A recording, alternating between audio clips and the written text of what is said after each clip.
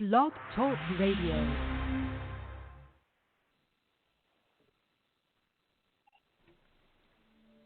Welcome to the CSMI radio broadcast, Today's Christian Music with James Burkhardt. And what a lovely fall afternoon we have today. Welcome to the show. With me on the phone is Joshua W. Turner, a singer-songwriter and producer who's headquartered in Tacoma, Washington. Joshua, how are you doing today? I'm great, Jim. Thank you so much for having me. I'm really excited to be here. Well, we're glad to make more people aware of what you do and who you are. So I know a little bit about your background, but why don't you go back to the early days? Tell us how you picked up an instrument and learned to play and all that kind of stuff, and then, we'll fast forward from there. Yeah, that sounds good. I was one of those late starters. I actually didn't pick up an instrument until I was like 15, and that was the drums. And I even had an electric guitar, but I didn't pick that up really seriously until I was like 16 as well. So yeah, I mean, I was kind of one of those late starters. I always liked music.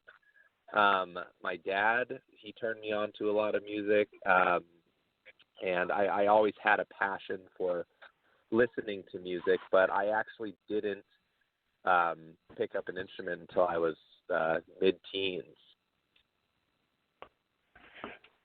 And when you learned to play, did you go join a band? What'd you do with it?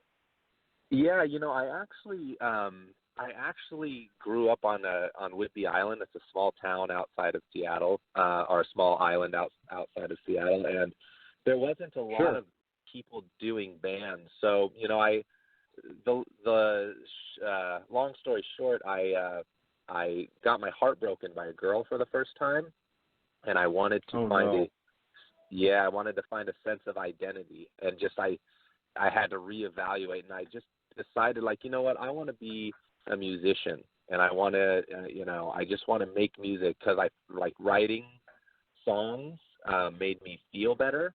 And one of my friends, I was hanging out, and he played he kind of played a song on the guitar that I had that I never picked up, and I just thought that was so cool. And ever since I saw him do that, I started messing around with it, and I had some guitar lessons, and mainly what I took from that was literally just how to play chords, and I learned that from the instructor, and then I kind of just took it on my own and wrote songs based off of what I learned just from those the basic chords,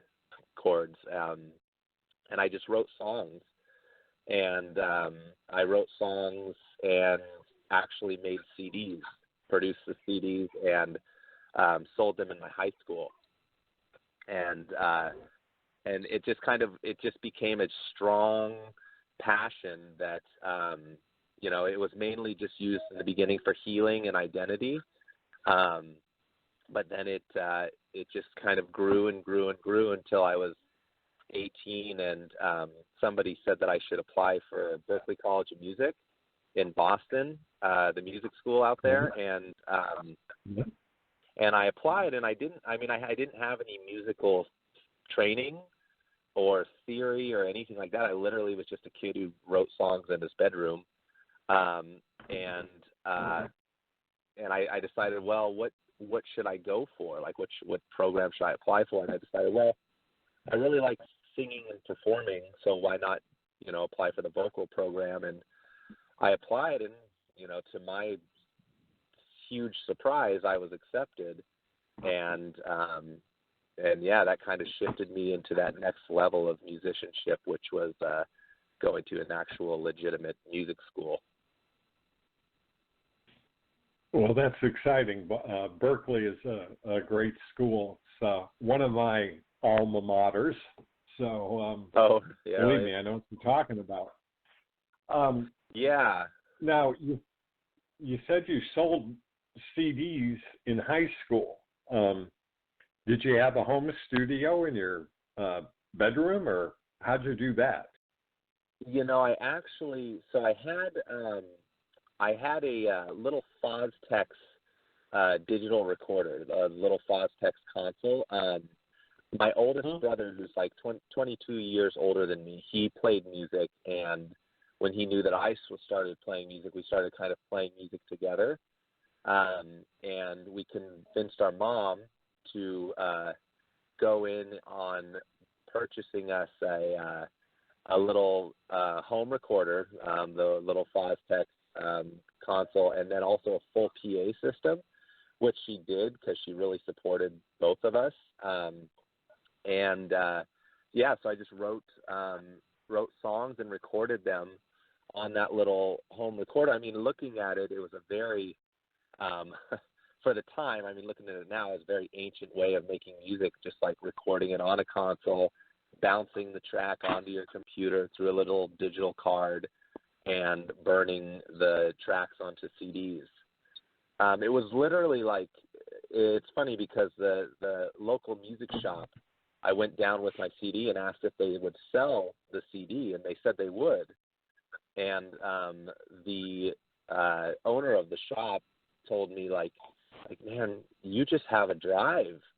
You just really have a drive. And I think, I think that's kind of what probably, got me accepted into Berklee, because I don't feel I was particularly on the level of what other Berklee musicians were, but I did have that fire, and I had that drive, and I got things done. And I had the confidence. I think the confidence is something that I had that a lot of people didn't have as much of.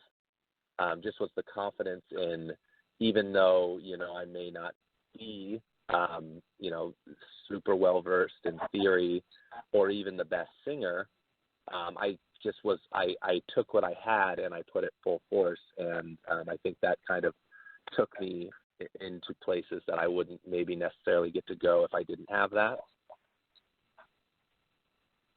Yeah, well, obviously they heard something, which leads me to the next question. Of the songs that you recorded back then, have any survived this far forward, and are you still performing any of them? I'm actually not. All those earlier songs that I wrote in high school, they were very sad, kind of dark songs, because that's kind of where my whole musicianship was birthed out of anyways. So they were kind of more just like heavier rock, kind of somewhat a hint of goth rock, sad songs. Right. And I just kind of grew out of that place as I progressed musically. And I like the songs, and other people, like I brought some of those songs to a group of guys I was playing music with at Berklee, and they liked them a lot. And, wanted to play them and stuff, but as of today, I don't play any of those songs out or have them, re-released or anything like that. Fair enough. Ben, how has your songwriting evolved from, your time at Berklee, and then you also studied guitar at Musicians Institute, right, in LA?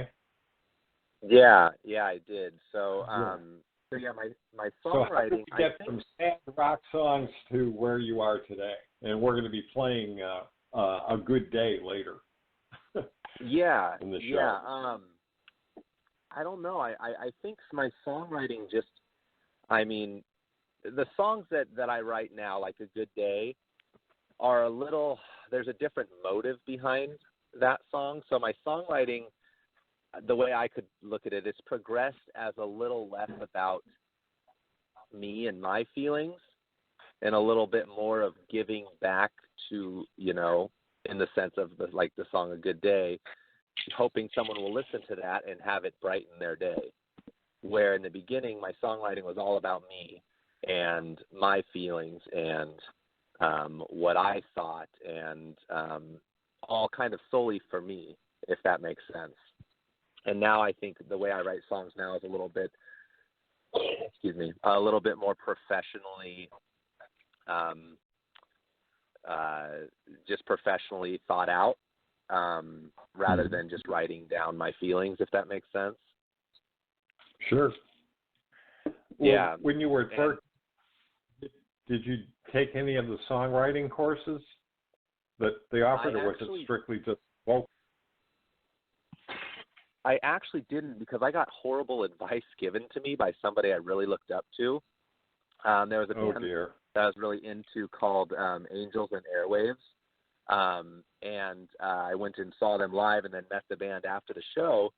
And I was just started. This was like my first or second semester at Berkeley, and I met the bass player of the band. I was talking to him saying, yeah, I go to Berkeley. He's like, oh, I went to Berkeley. And I was like, oh, cool. And he's like, yeah. He's like, but I left because I don't need somebody to tell me how to write a song. And I took that straight to heart because it was somebody I really looked up to. And I thought, yeah, I don't need anybody to tell me how to write a song. And I'm sitting here and then I'm thinking to myself, I can write a song however I want. But then what I missed was, you can write a song however you want, but how are people going to understand it? How are you going to communicate this in a way that people can understand? And I missed out on several years of crafting songwriting just from that advice. And and today, I don't listen to that at all. I'm always looking at where songwriting is at, how people are songwriting, trying to modernize my songwriting to how songs are written nowadays, because I want to communicate the best I can with a form of songwriting that people understand the easiest. Right. And you're also writing for TV and film as well? Yeah. So that's kind of with the collection of songs I have out now. I launched myself as a singer-songwriter back in 2018, and all those songs were kind of geared towards that. Like I was saying earlier, I don't write songs based on just my feelings. I'm now looking at it from more of an audience standpoint. Like, how can I write a song that could go into a scene that could really make the scene that much more powerful, if that makes sense? Sure. All the songs I write now are with that in mind. And I also, I take from my own experiences and I try and blend the two. Like, okay, I went through this and I know lots of other people can relate to this, but how can I make this as universal as possible so it's not about me and it can be about whoever is listening to the song or watching the song in a show, and for them to be able to relate and get that feeling. It's taken a long time to really understand and kind of get the recipe right, and I'm still even working on it now, just trying to get that recipe on how this writing for sync licensing works. But it's really cool because I've listened to songs before and then heard them again mixed into like a movie or television scene, and was so touched by it with the visual to where I wasn't just listening to it. And so I want to be that person that can really bring that to others and really make a scene be powerful through the music. Well, what are some of the scenes that you're referring to? Give us a couple of examples of movies and the scenes and whatever. Yeah, well, here's the first one that just came to mind of a song like that I actually bought because the song was powerful. It's actually I like watching cheesy Christian films. They just make me happy. So there's a movie called Mom's Night Out. I think that's what it's called. And there's a scene at the end of this song that is really, like, I've listened, like, I listened to it before, but then I listened to it, I've heard, like, somewhere along the line I heard the song, but then I listened to it again with this scene, and it was just like, it just came alive. So I had to go and I had to buy it because I now had that scene in my memory and that feeling of watching it, and then I get that feeling now from just listening to it. So, and then, like, there was a scene of Bon Iver. I'm a big Bon Iver fan, and his song "The Wolves," Act 1 and Act 2, was in Grey's Anatomy, and it was just the end of the TV show, or end of the episode, and it just brought the song a whole new meaning and into life. And what's cool is you can take something so simple, you know, and really just bring so much more life into it through a scene that it's just really magical. It's a magical way of writing music, and I've always been inspired by that, and that's kind of where I've led my music into.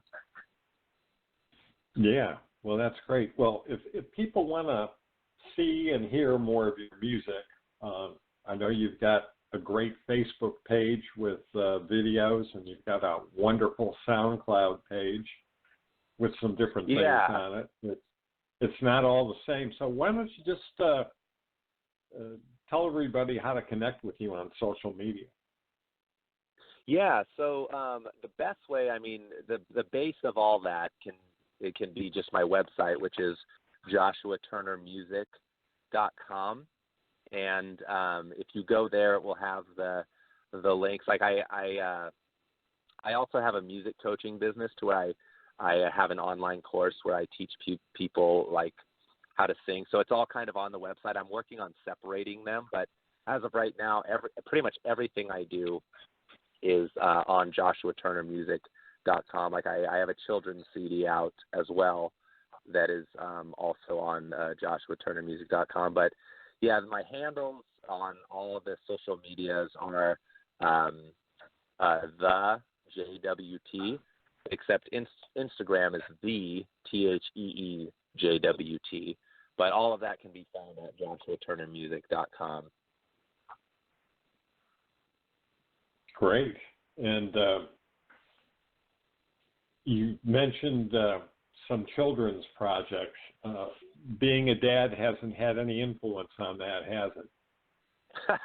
Well, no. Well, I'm actually also a preschool teacher, Okay. I started off as a preschool music teacher because obviously I did music, but then I went into just full-time teaching as well. So it kind of stemmed from that. And yeah, my kids listen to my songs too, and they really like them. But I wrote one CD of 10 songs, and it's just called, I go by the name Mr. Josh, and it's Mr. Josh Feelings, and it's all just the 10 songs about feelings. So, sorry, that's my daughter in the back talking to me. But yeah, it's kind of, it's quirky, it's funny, it's goofy, but it's teaching kids about feelings and what they are, how we can handle them, and stuff like that. Interesting. And yeah, do you find your frame of mind a little different when writing for kids as opposed to writing for older folks? Yes, very much. It's interesting because it's a totally different headspace. Like with kids' songs, I wrote, like, when I was a music teacher, I just knew they needed a new song each week. And there was themes, and like with this whole feelings things, there wasn't a lot of songs about feelings. So I just wrote the songs. And I honestly didn't think much at all about anything other than, what am I going to say? And then I would write the songs. Like some of the songs were literally written in like 5 minutes, which, good or bad, I don't know. I just didn't think or care because I wasn't looking at it as an adult, I wasn't writing it for adults. I was writing it in a very simplistic way for kids to understand. And so, yeah, I mean, I tell some of my students, my music students that come to me for voice lessons, if you want to reignite your songwriting, just try writing a children's song, because that's what it did for me. It kind of just refreshed me. It made me feel like, okay, songwriting doesn't have to be so stuck in your head. It can be free, and it can be, you can't, if you get into a headspace of just letting it flow. And to be quite honest with you, out of all the music that I've done, my most successful music has been my children's music. The kids just love it. I've sold so many CDs of that CD, and still sell that CD. That's my highest selling CD out of all the music I've ever written. And like I said, some of the songs were literally written in 5 minutes. And I'm thankful for that. Wow. And yeah, so yeah, it's a different way, and it's a different persona, if that makes sense. Mr. Josh is a different thing than Joshua W. Turner songs. Yeah. Well, I'm also wondering, how does your personal faith affect your songwriting? Or impact that's it, a really that's a great question. Because when I first was saved back in 2014, I was in a really, really dark spot, and then the Lord came in, and I had to start over in a sense. Everything was wiped clean. I was a new creation, and I stopped music for a while because I thought, no, what I knew of music was very dark. When I was in Hollywood and the industry and stuff, it was dark, and I just thought, I don't want anything to do with that, and that's kind of what I needed. I needed to stop, and I needed to kind of let it go, and then the Lord brought it back to me, and so when the Lord brought it back to me, I started writing songs, just starting simple and just writing songs about things that I love, and I love the Lord, so I wrote songs, based around the Lord and my love for him. And it's funny because with the Joshua W. Turner music stuff, I was contacted by the Extreme Tour people, and my songs, like Joshua W. Turner songs, are definitely not screaming Christian. They're just not. But they invited me to Nashville to go to the objective sessions, which is just kind of how do you use your talent for the glory of God. And I went down there, and it totally changed my perspective on, what is music about? And the truth is that, music is about glorifying the Lord, and however that may look, whether it's writing a song, that doesn't say Jesus in it, but has a intention behind it that can affect someone for the glory for him. And so it affects it. My faith, it's the base of everything I do, whether I say, Jesus' name or not. And in some of my songs, I do just flat out say the name of Jesus. And what's interesting is the songs that are solely based around the Lord, I feel are my most powerful songs. And my next release is going to be a 3-song EP that are a couple of those songs that I wrote when I was first saved that hopefully can get into the hands of people who, love the Lord or the Lord is trying to speak to through music. And that's kind of that's where my mind is set. I'm going further into releasing my songs about my love for the Lord. Well, that's really exciting. So, what do you think the future looks like for Joshua Turner and his music? Well, the plan is, my hope is, so I went to the Extreme Tour objective sessions, and the Extreme Tour is a tour that they do over the summer to where they just go to different cities in the United States and set up a stage and play for people that are, maybe less fortunate or have, low income or things like that. And they invited me to be a part of this tour this last summer, but I just wasn't prepared. I wasn't able to do it. Like, I have a wife and 2 kids, and I just couldn't pick up and go. But my hope is that I can take my music next summer and just use it to play to people and use my testimony for people. And I think that's the first step, and then the Lord will take it from there on what is, I don't know what the future is for me. I'm still trying to find out what the Lord has for me. The Lord brought music back into my life and said, like, I had a message in my heart, like, I made you for this. I gave you these gifts for a reason. Don't make it complicated. Just trust me and continue to do music, and I'll take care of the rest. And that's kind of where I'm at. I'm just going to continue to make music, and He'll take care of the rest. Well, that sounds really good. One more time, what's the URL on the website? Yeah, so it's joshuaturnermusic.com, and that has everything that I'm doing publicly, and the best place to find, my social handles and stuff like that. Okay, well, it's been a real pleasure talking to you. Now we're going to share your song, A Good Day, with everybody, and we'll have you back on the show. Love chatting with you. Cool. Thank you so much. This has been so great. I appreciate it, and God bless you.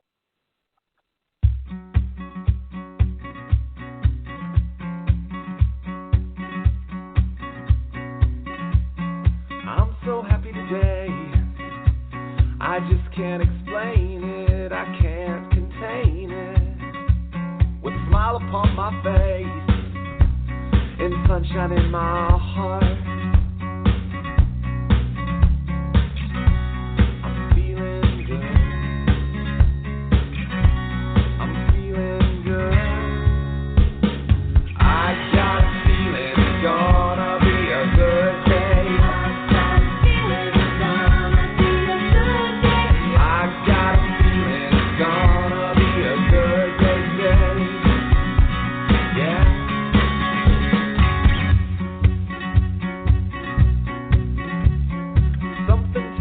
Everything's exactly where it's meant to be, and I can tell that everything is gonna work out for me, 'cause I'm feeling good, I'm feeling good. I got a feeling it's gonna be a good day.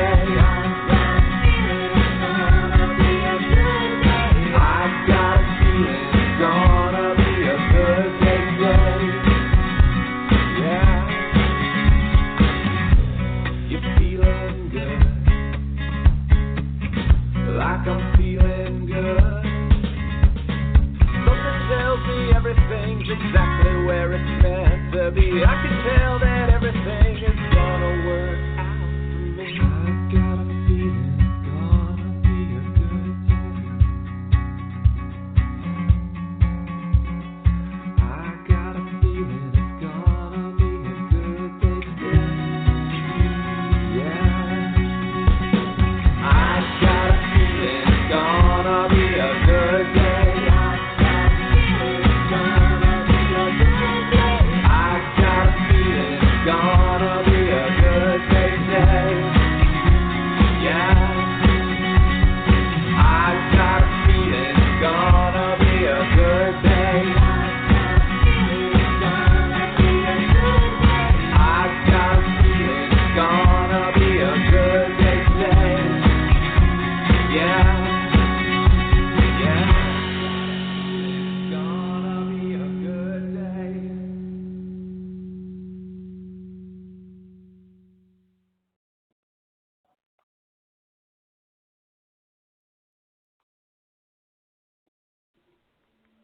This has been the radio broadcast, Today's Christian Music with James Burkhardt. For more information about Christian songwriters and musicians international, please go to our website at www.csimusic.com. csminetwork.com or email us at cwnnashville@gmail.com.